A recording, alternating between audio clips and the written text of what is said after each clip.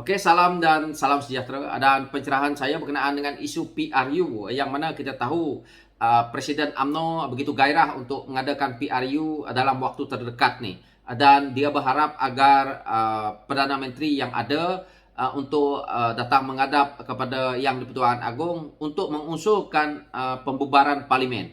Jadi kita juga lihat semalam Yang di-Pertuan Agong merasakan kebimbangan kesan PRU ke-15 semasa musim tengkujuh.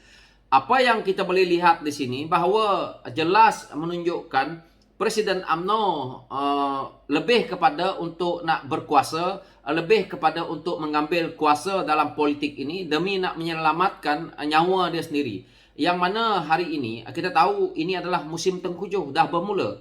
Tetapi dia mendesak Perdana Menteri untuk menghadap Yang di-Pertuan Agong agar mengusulkan pembubaran parlimen itu. Jelas dia tidak melihat kepada kepentingan rakyat. Sedangkan kita lihat Yang di-Pertuan Agong sendiri sanggup turun ke bawah untuk mendengar taklimat mengenai banjir akhir tahun. Tetapi Presiden UMNO asyik ke hulu ke hilir berkempen demi untuk kelangsungan politik. Dan kita tahu jika dia tidak mendapat tempat ataupun tidak dapat melaksanakan PRU ke-15 ini dengan segera, maka kita tahu, rakyat di luar sana tahu bahawa kes dia sedang berjalan pada tahun ini dan kita tahu dia harus membela diri dan itu adalah boleh menyebabkan beliau berada di dalam penjara ataupun dilepaskan. Jadi dia mempunyai dua pilihan yang mana sekarang ni kaki dia sebelah ke penjara, kaki dia sebelah lagi keluar.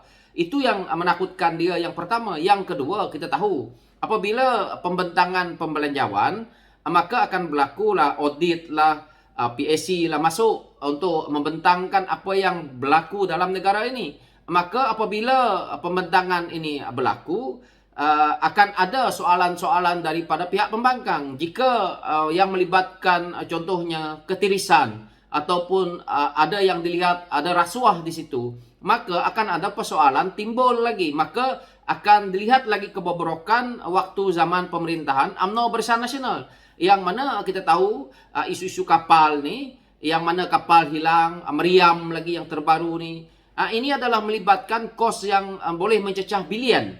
Dan akhirnya banyak kelompangan, banyak juga ketirisan berlaku di situ. Dan akhirnya kita perlu melihat siapa dia pelakunya, iaitu perasuah yang berada di situ. Jadi soalan-soalan daripada pihak pembangkang dan mungkin juga daripada pihak kerajaan berkenaan dengan isu ini akan timbul. Ini akan melemahkan lagi UMNO. Sebab itu kalau kita lihat dia lebih nak mempercepatkan pilihan raya ini supaya banyak lagi kebobrokan yang waktu mereka memerintah akan dikeluarkan di laporan-laporan yang mana melibatkan PSC, melibatkan audit. Ini yang menakutkan sebenarnya. Jadi dalam dua faktor ini, yang pertama kes beliau sendiri yang melibatkan Presiden UMNO dan pimpinan-pimpinan UMNO. Yang kedua, pembentangan pembelanjawan itu yang akan menakutkannya. Jadi dia cuba mempercepatkan permasalahan ini agar apabila PRU ke-15 itu boleh berlangsung, maka jika Barisan Nasional menang, maka mereka selamat. Itu matlamat dia.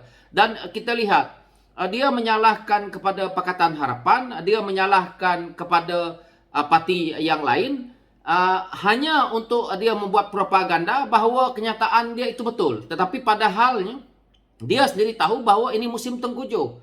Dan kita tahu bahawa kenyataan dia itu hanya untuk menyelamatkan pimpinan-pimpinan UMNO yang mempunyai kes mahkamah, yang mana juga melibatkan Wan MDB Najib itu sendiri. Dan kita tahu juga kerana akan terbongkar lagi masalah baru. Jadi semakin lama semakin lemah mereka, jadi takut di situ, takut sendiri kerana siapa yang suruh mencuri, siapa yang suruh merompak wang negara. Itulah akibatnya jadi perasuah, jadi penyamun negara. Jadi hari ini sepatutnya mereka, kalau betul mereka berada di landasan yang betul, sepatutnya mereka berlapang dada. Daripada sisi kalau kita lihat Presiden UMNO yang selama ini, kenapa dia nak membubarkan parlimen? Kerana dia beranggapan bahawa perlu ada kestabilan politik. Itu yang pertama. Yang kedua, dia merasakan bahawa ekonomi negara ini sudah merundum, yang mana kerajaan juga tidak stabil. Yang menjadi pakal pokoknya hari ini, pakal pokoknya hari ini adalah dia mengatakan tidak ada kestabilan dalam kerajaan ini. Maka kenapa awal-awal UMNO dan PAS sanggup bersekongkol untuk menubuhkan kerajaan pintu belakang ini? Yang mana langkah Sheraton itu didorong oleh Presiden UMNO ini sendiri.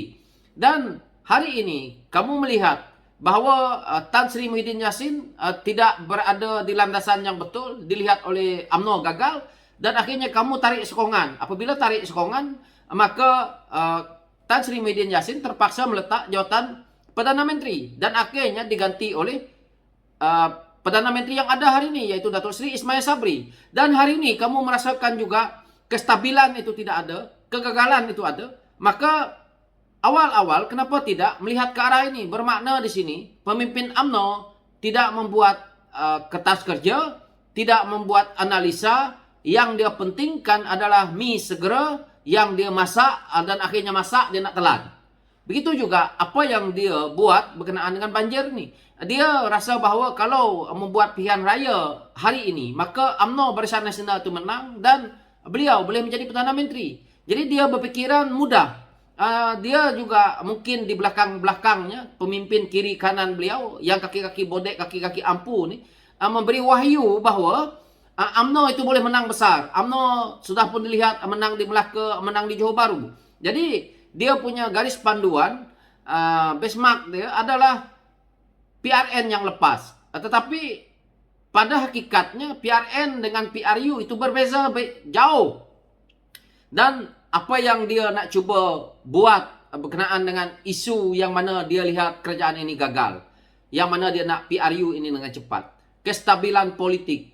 Jika pun hari ini bubar parlimen, UMNO yakin ke boleh menang? Belum tentu yakin juga. Dan akhirnya kita mendapat satu permasalahan besar. Jadi, apa yang kita lihat lagi? Dia nak bubar parlimen ni kerana melibatkan ekonomi negara. Sepatutnya, Presiden UMNO hari ini tidak bermain dengan isu pembubaran parlimen. Kerana ini adalah kerajaan yang beliau sendiri duduk. Yang mana sepatutnya dia membantu Menteri Keuangan dan juga Presiden Perdana Menteri yang ada untuk mengukuhkan kuasa politik yang mereka ada hari ini, yaitu berada dalam kerajaan.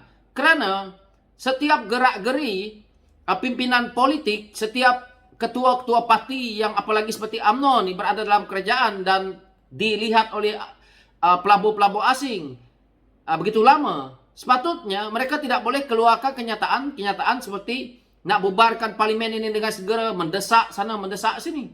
Kerana dia mempengaruhi pelabur-pelabur, dia mempengaruhi ekonomi kita ni. Tetapi dia buat kenyataan ini untuk melemahkan kerajaan yang ada, kerajaan yang beliau sendiri duduki. Ini adalah satu yang merosakkan lagi ekonomi negara. Yang buatkan masalah negara ini bertambah rumit adalah Presiden UMNO ini sendiri. Tetapi dia tidak sedar bahawa itu yang saya katakan semalam, kuasa dia adalah sebagai seorang presiden parti. Dia hanya sampai di situ saja. Kuasa yang ada pada Perdana Menteri adalah kuasa mutlak kepada keseluruhan rakyat Malaysia ni, termasuk dia sendiri. Begitu juga kuasa yang di Pertuan Agong, ketua negara. Jadi apa yang dia cuba nak buat hari ini adalah melawan dua kuasa besar ini, yaitu Perdana Menteri dan yang di Pertuan Agong. Padahal dia hanya ketua parti. Parti dia, parti UMNO pun berapa kursi saja yang ada. Lebih banyak lagi kursi DAP. Lebih banyak lagi kursi PKR. Jadi keangkuhan dia tu seolah-olah besar sangat kepala dia. Ini yang menjadi isu hari ini. Jadi dia sepatutnya boleh berbincang dengan Perdana Menteri yang ada, walaupun Perdana Menteri itu bukan top 5 UMNO ataupun orang kecil yang dinaikkan hanya naib Presiden UMNO, tetapi dia sepatutnya kena dengar pandangan Perdana Menteri. Tetapi apa yang dia lakukan hari ini, dia cuba kita lihat mengugut. Kalau kita lihat surat yang dikeluarkan oleh Setiausaha Agung UMNO, seolah-olah mengugut kerajaan dia sendiri. Seolah-olah dia mengugut ahli-ahli parlimen UMNO yang berada dalam kerajaan ini, termasuk Perdana Menteri itu sendiri. Jadi tidak relevan maka jelas di sini bahwa saya melihat bahwa UMNO akan kalah teruk kerana sikap pemimpin lama mereka ini yang merasakan bahwa mereka ini berada di tahun 90-an.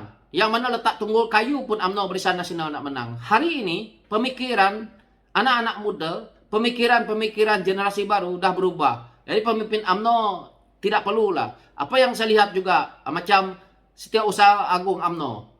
Dia keluarkan kenyataan yang pada saya tidak layak sebagai seorang pemimpin seperti itu. Kerana dia tidak melihat bahwa generasi baru ni lebih agresif pemikirannya. Dia cuma mengeluarkan pemikiran-pemikiran lama yang dia nak orang ikut. Jadi orang tak akan boleh ikut. Itu yang saya lihat. Saya mengkritik, saya membuat kenyataan-kenyataan seperti ini kerana ini yang saya lihat, ini yang rakyat di bawah lihat. Jadi itulah pencerahan saya berkenaan dengan isu ini dan sekian, terima kasih. Adakah Presiden UMNO nak membelakangi Yang di-Pertuan Agong dan juga Perdana Menteri yang ada? So itu persoalannya. Sekian, terima kasih.